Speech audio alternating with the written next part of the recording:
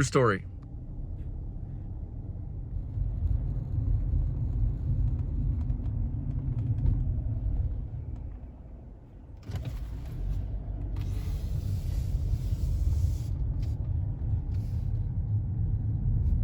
I wonder what he is reaching for. Men will reach for things sometimes to kind of prove a point. Not a very good thing to do. Not anymore. If you watch the donut operator, who's killing people by the dozens every day, or probably more than that. He's killed a few people. He was an ex-cop that became a giant on YouTube. People reach in their pockets for things. Kaboom, right? I do not like the donut operator very much. The reason why the donut operator is dangerous is because he's glamorizing violence, real violence. Well, I wouldn't say television, but it's at least a web series. And he's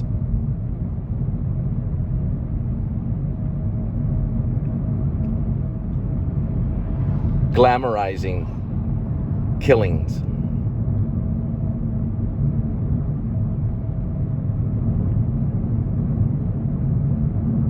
He's egging it on. He's trying to be a revolutionary, but he's hurting people. He's tempting police officers to kill people to be on his show. He should really change. He gets about 2.5 million views per upload. Because he shows cops killing people for reaching in their pockets. You know why? Because he's evil.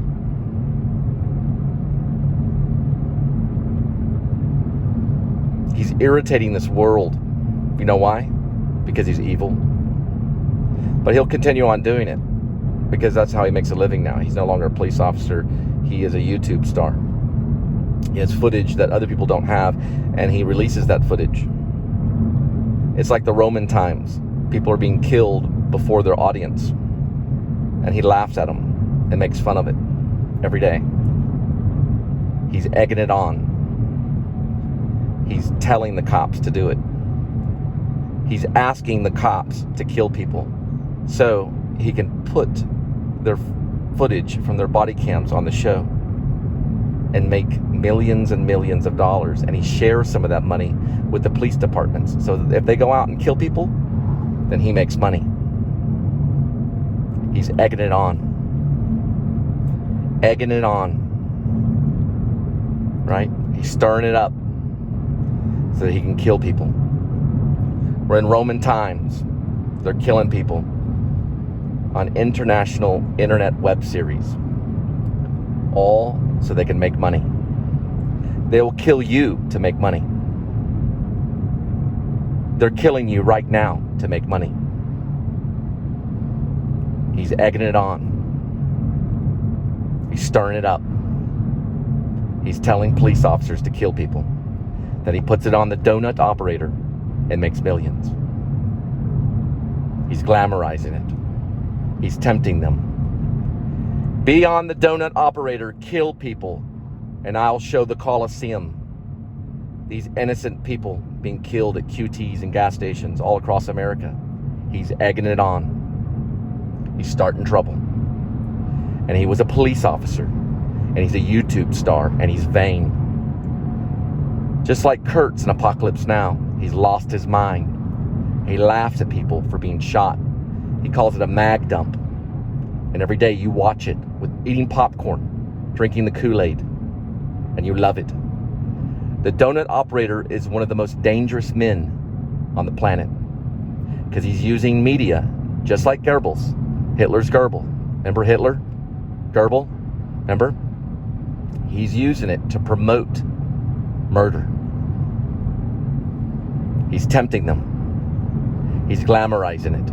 He's egging it on. Right? He's starting trouble. The donut operator is one of the richest men on YouTube. And more than likely, he's gay.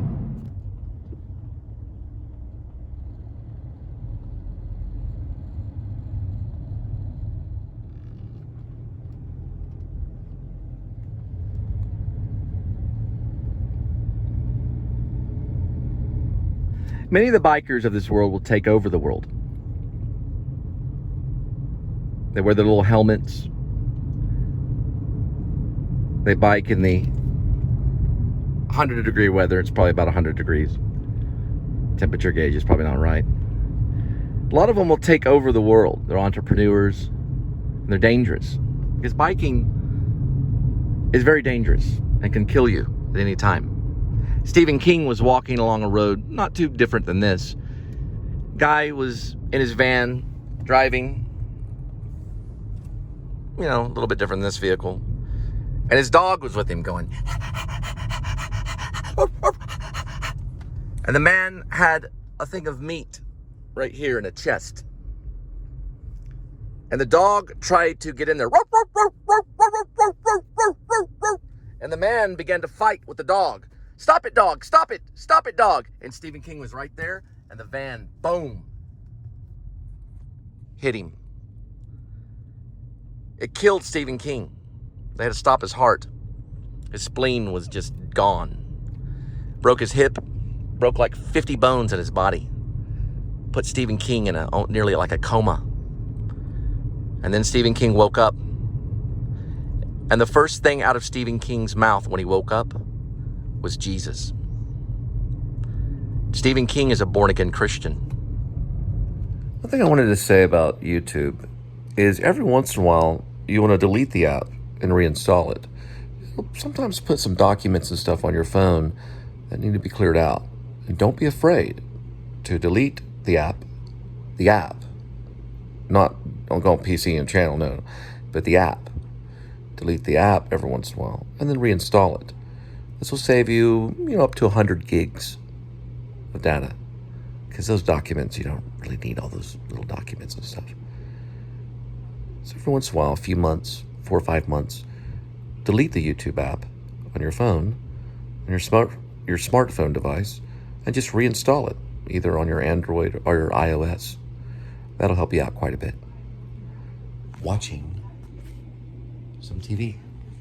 Because the bug is over there. So I noticed when I had the YouTube app on my phone for a few months, all the footage I've been uploading, I have over 10,000 uploads, that I had 100 gigs of document from YouTube on my phone.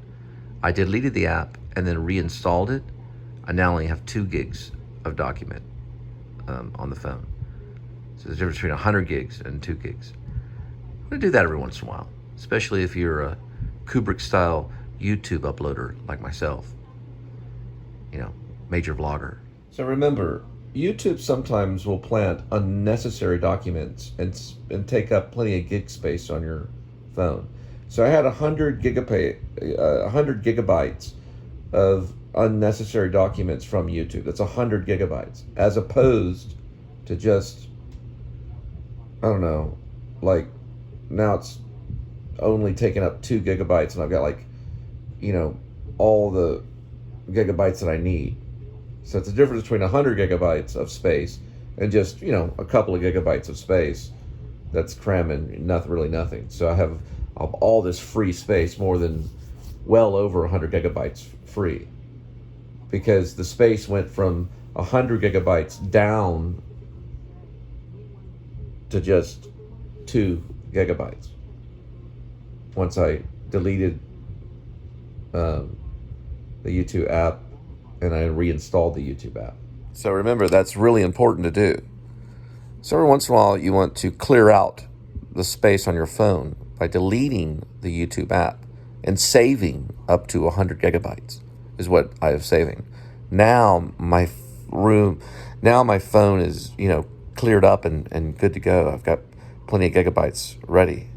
And that feels good. It feels good to have that. So I think what happens is you probably, every time you watch YouTube on your phone, it'll actually put documents on your phone. So every time you're using YouTube, documents will go onto your phone. All you gotta do is just delete the app and reinstall it. Basically, that's it. You just use it as the first time again. All those documents can be cleared out. And it's just like cleaning house on the phone. Very helpful. I really don't know why they put documents on the phone. Why, they put 100 gigs of of documents on your phone, but I cleared those 100 gigs out, and so now I have 100 gigs free of more space. So it's pretty helpful. It's something you should do every few months or maybe even once a week. It's a very helpful thing. Like they say, today, it's a good day to die.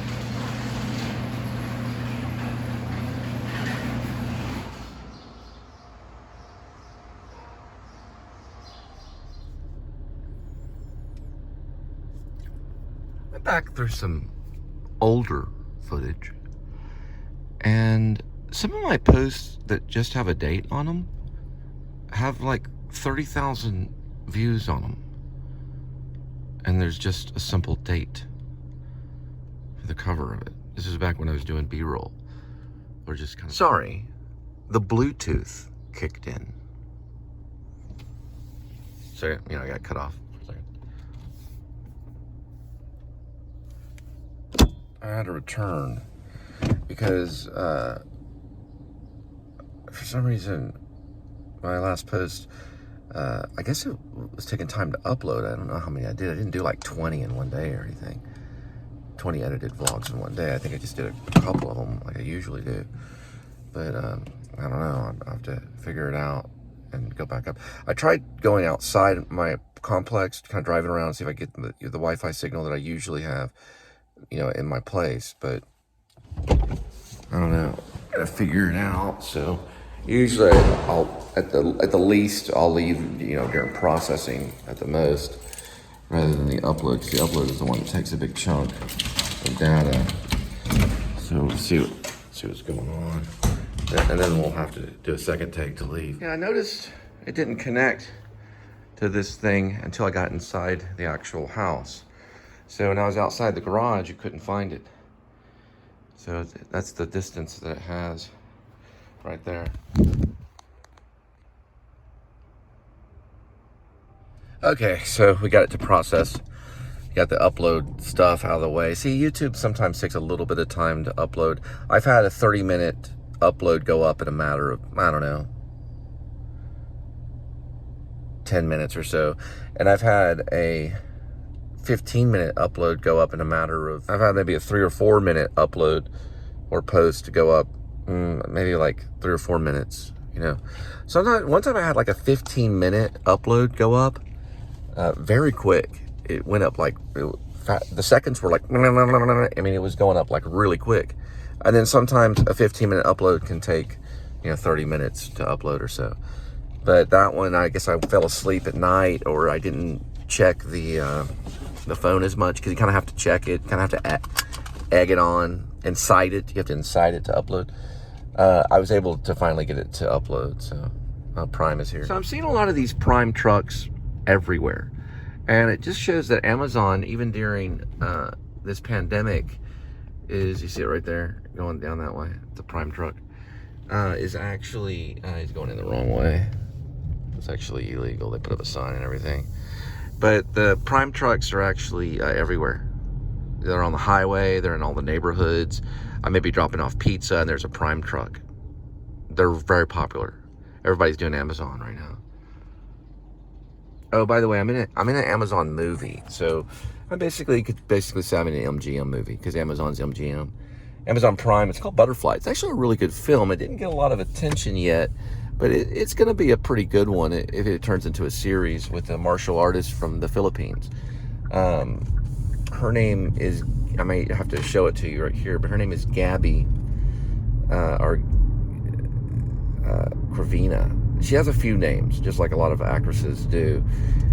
Gabby Corvina, and then I think she went by a different name, and I'll have to find out the name that she went by in Butterfly. Gabby is what I call her, but I think maybe she might go by Gabrielle. She's a deadly Filipino martial artist that practices a very unique form of martial arts. It's similar to shoot fighting, but they use those sticks. It's kind of like Kembo a little bit. Anyway, she was amazing on set because we were there for like 9 hours, and it was like nonstop Bruce Lee, coming out of this lady. Never seen someone in so much shape. Just completely a great film. There's a great sequence, and it's kind of Quentin Tarantino style, Kill Bill kind of sequence, but yet on a lower scale, where she's beating up this Russian mafia guy, because we were cast as part of the Russian mafia, and I was one of the Russian security guards that gets killed by her pretty quick. I threatened her with a gun. It's the Funky Bond. I threatened her with a gun, and then she basically rips my throat out. It was a really good scene. The whole movie's it's a short film. It was premiered at, and I'll probably show this where it was premiered. It was premiered at a movie theater. I think the same movie theater David Lynch premiered Inland Empire, which is the west side of downtown Dallas, right by the Taco Diner. If that Taco Diner's still around. They were mean. They actually kicked me out one time. The Taco Diner did, because I got a Pepsi. I didn't pay for it. I had a run. They weren't quick enough to give me the bill. It was like a Pepsi and some chips and hot sauce or something. And I hit the road because I had a assignment. I had to leave. And then I came back, and the lady was like, you can't come back here. You didn't pay for that Pepsi. I said, look, I'll give you a $20 bill. And she said, no. She was one of the manager ladies. Anyway, that was right next door to the theater that it was premiered at. Butterfly. I'm trying to think of the name of that theater. It's not the Angelica. Although there are some films that premiere there. This one, guy's a nut.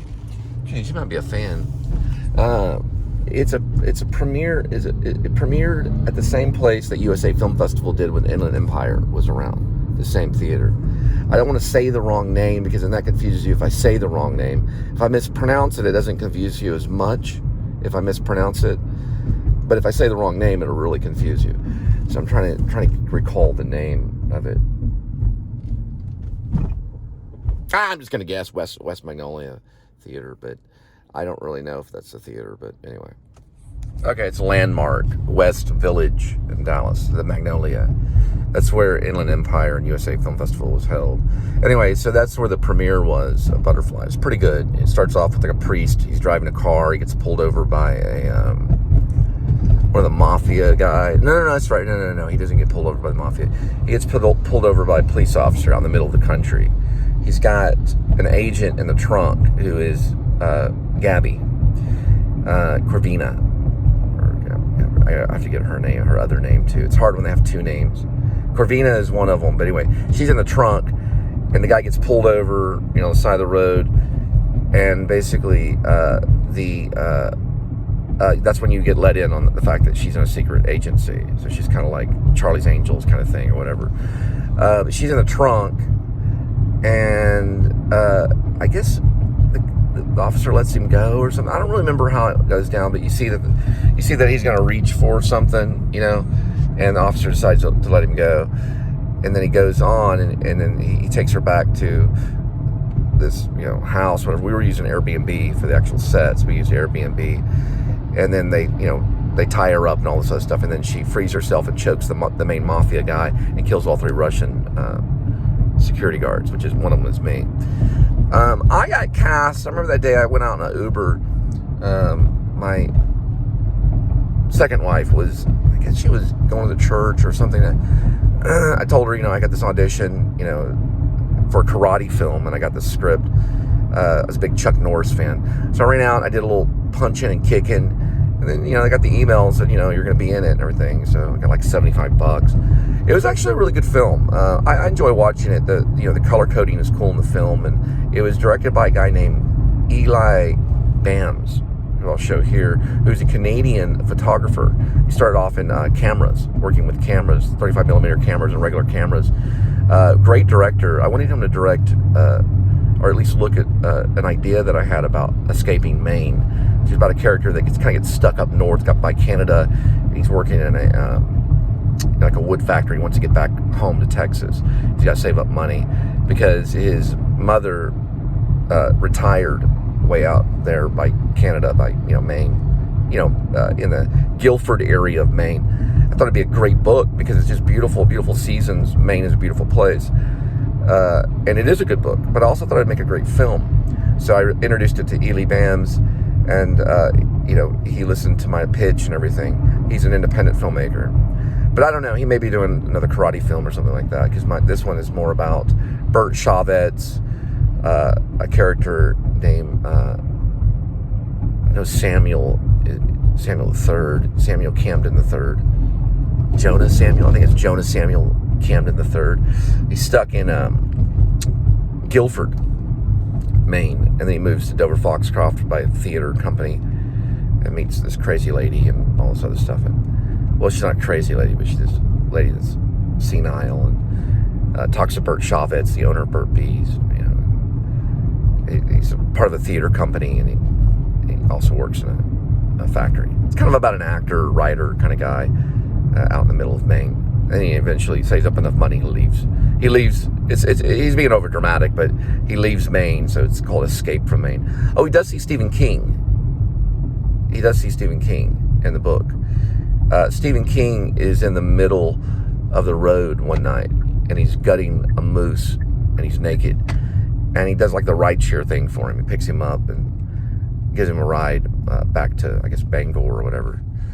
In the book also, he fantasizes, but he also has a dream that he digs a hole from the neighbors of Stephen King's house, under Stephen King's house, into the basement of Stephen King's house, and then kicks through, climbs up, when Stephen King's out of town or whatever, climbs up into his, gets in his house, and goes upstairs and goes to his writing room and steals the glass floor. I think it was one of Stephen King's books, one of his first big publications. I think it was called The Glass Floor.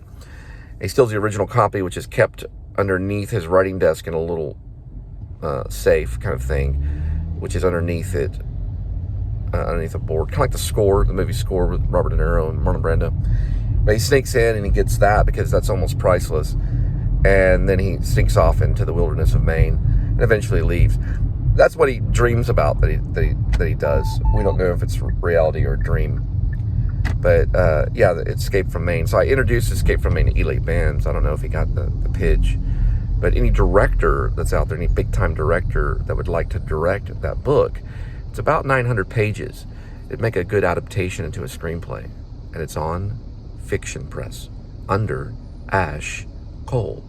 ASHCOLE. Ash Cole.